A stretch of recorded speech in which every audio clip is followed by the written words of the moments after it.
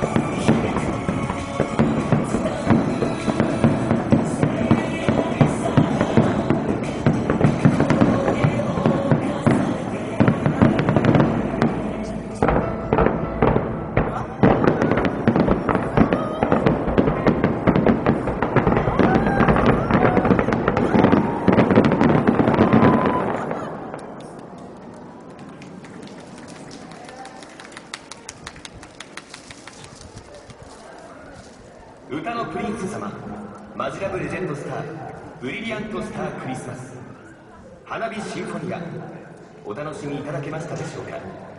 すごく綺麗で余韻が体中を駆け巡ってる感じがする。みんなも同じだと思うな。ああ、いい感じだった。特に音楽との連動が最高だったな。もうめちゃくちゃ感動しちゃったよ。キラキラしててテンション上げ上げって感じ。イエス、とってもファンタスティック。心が温かくなりました。それに俺たちの歌ゴールデンスターとシャイニングスタークリスマスをみんなに聴いてもらえて嬉しかったぜ。本当に素敵なクリスマスの思い出になったね。クリスマスが来るたびに今日のことを思い出すくらいね。